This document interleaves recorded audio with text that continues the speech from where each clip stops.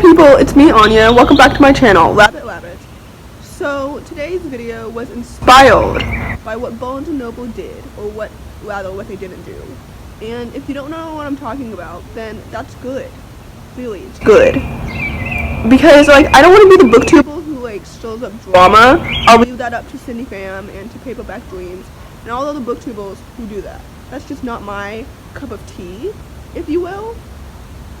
So I just wanted to say that this video was inspired by that little debacle, because also I'm aware that today's March 1st, so technically it's not Black History Month anymore, it's Women's History Month now. But I just think that we shouldn't limit ourselves to only talking about Black history in 1 month.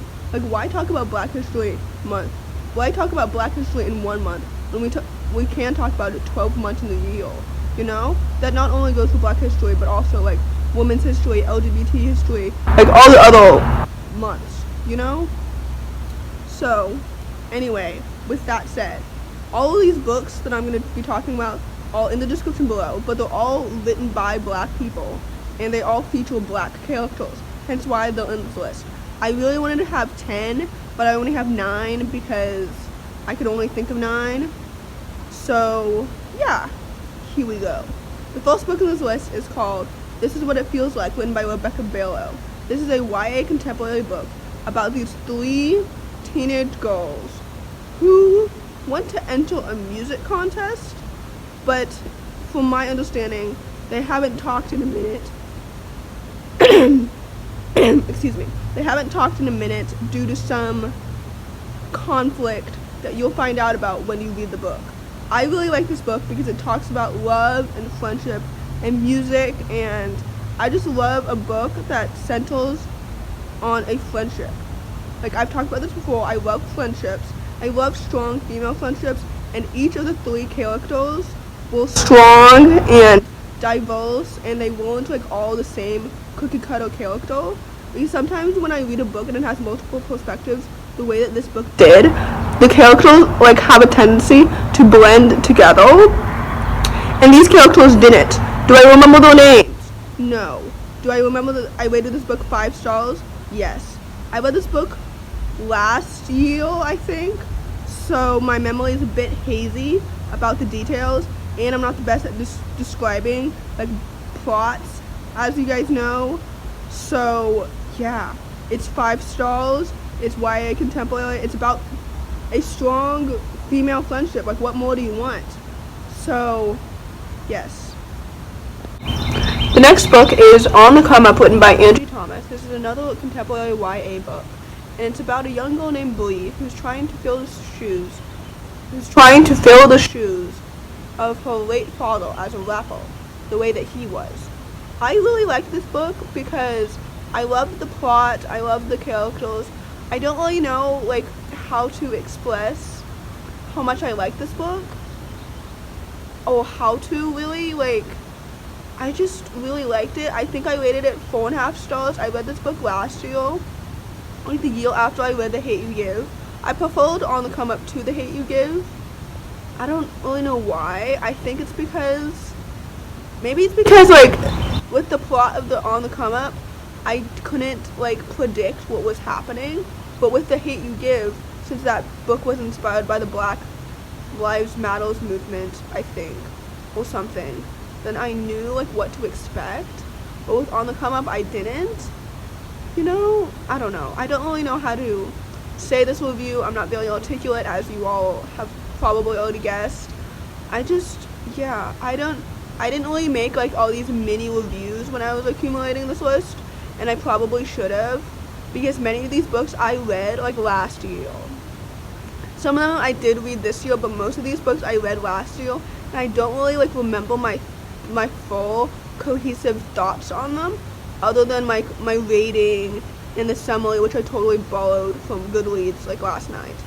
So yeah, this video is not very articulate, it's not very cohesive, but my point is that you should read all of these books because they were great. So On the Come Up was great.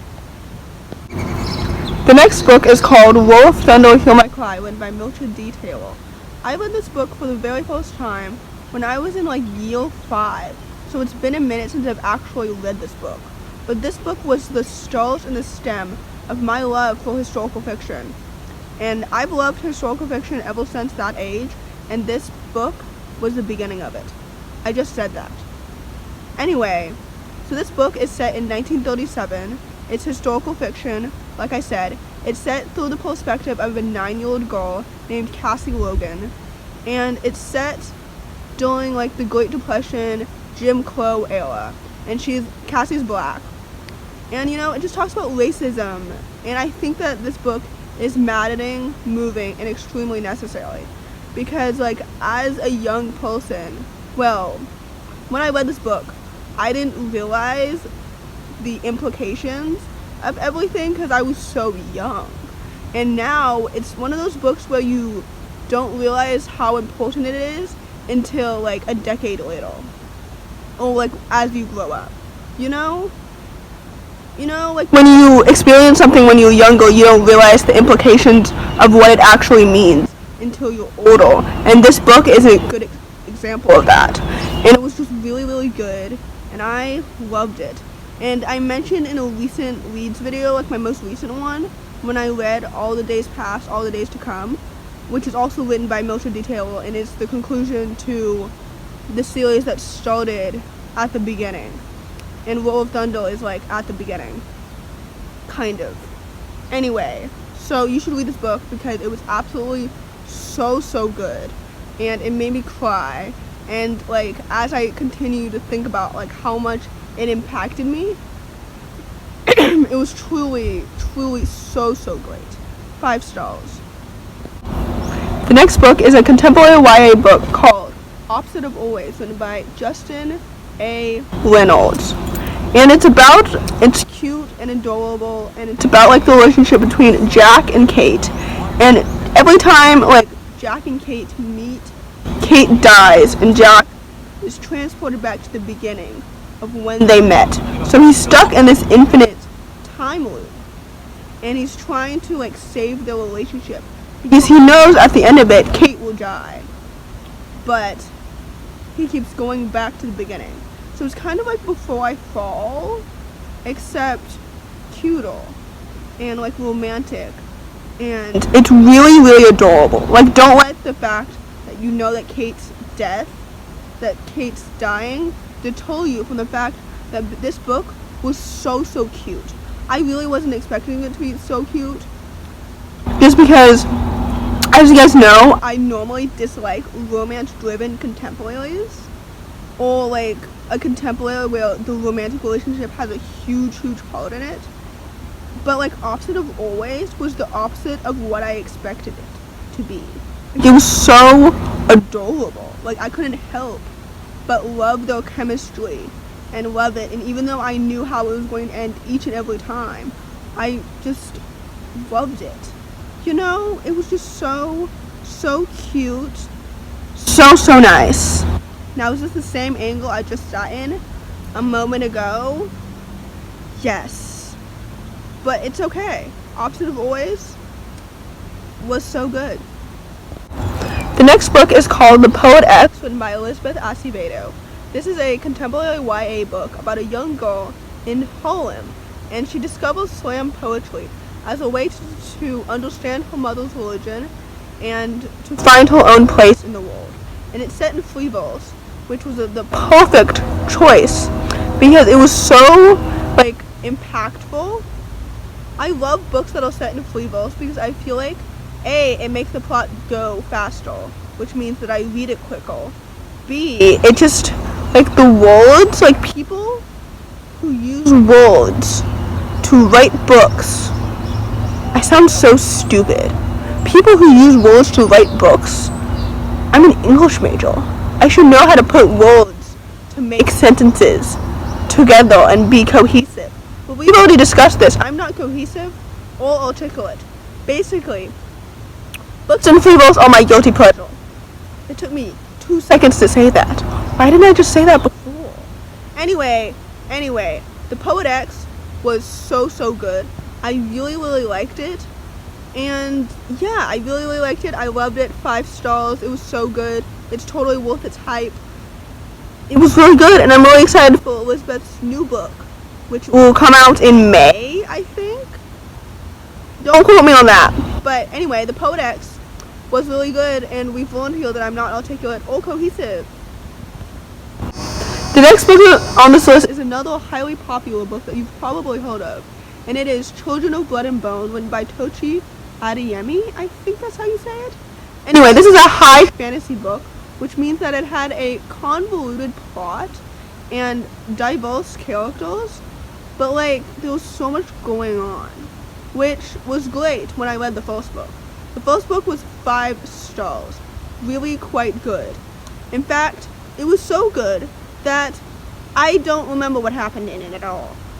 I really don't, but I remember that I rated it 5 stars, and it was really good, and it's worth its hype, and it was just kind of confusing because I ended up reading Children of Vice and Virtue in like November or October or something, and I had to rate that book lower than Blood and Bone because it had been 18 months since I had read Blood and Bone when I picked up Vice and Virtue, and unfortunately this is going to happen again when I read the 3rd book. So basically, I just need to read the first 2 books again when I read the 3rd book, because there's just so much going on, which is good, but not for me because I'm stupid.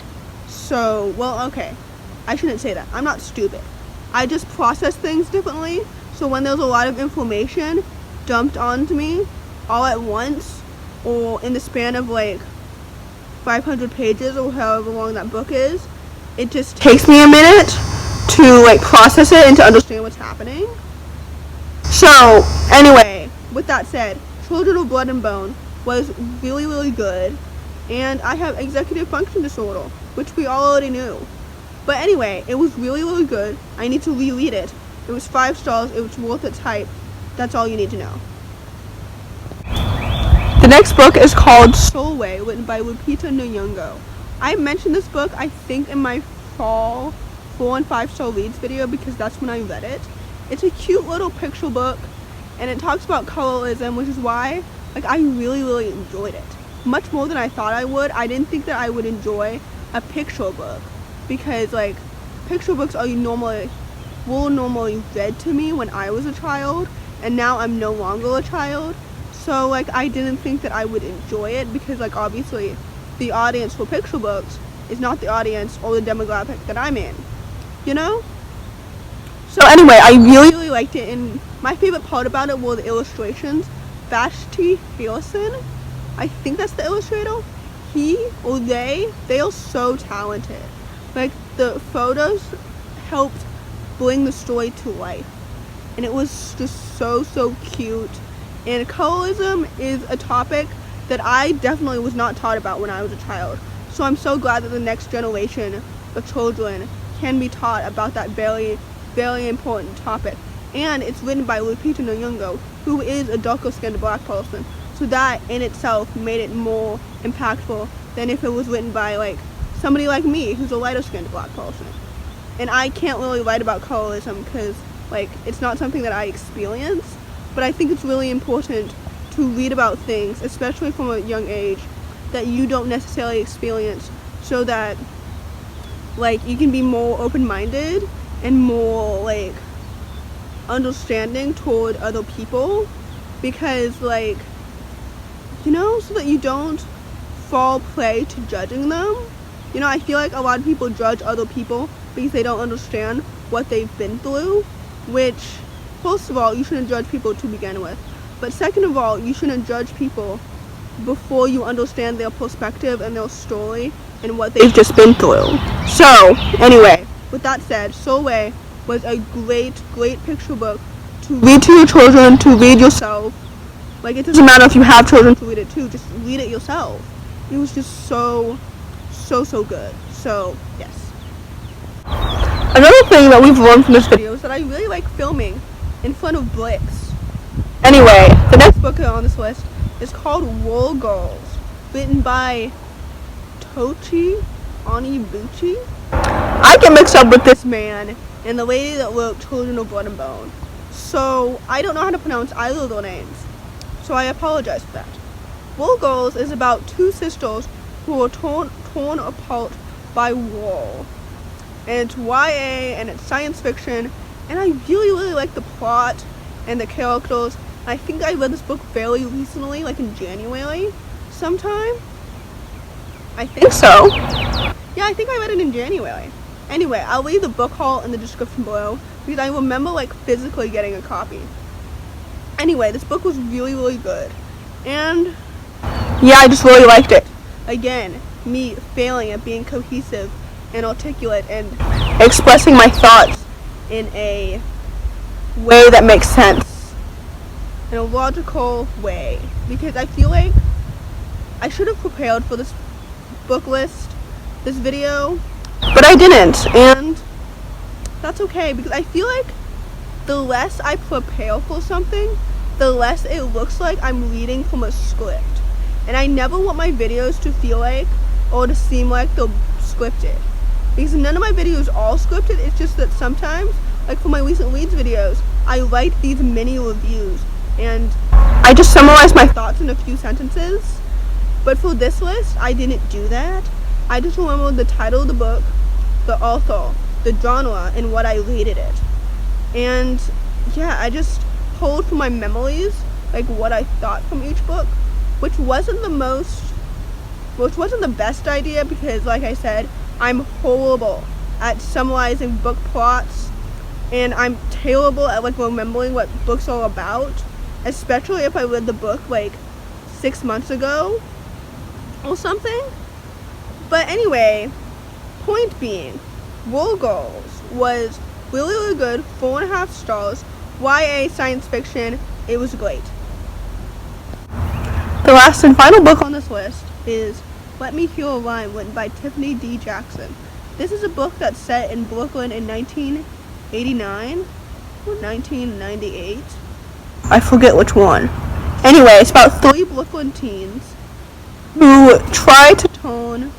attempt to turn their murdered friend into a major rap star by pretending that he's still alive. So that's quite the plot. And as you probably think, it doesn't go as smoothly as they hope to.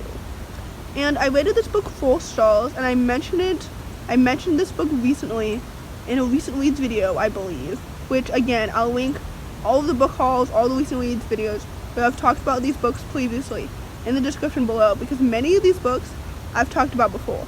Some of them I haven't, but most of them I have. So anyway, Let Me Hear a Rhyme was 4 stars. It was quite good. Yay! So yeah, it was really good, and that's distracting. This leaf is so distracting. Anyway, so it was really good, and I would recommend it. So yes. I have filmed this outro 4 different times. So, but it doesn't show here. Anyway, I hope you enjoyed this video. I realize that it's messier and nonsensical than my usual videos, or maybe it isn't. I don't really know. But if you like this video, give it a thumbs up, comment down below if any of these books intrigued you, and subscribe if you're new. Thanks for watching. Bye.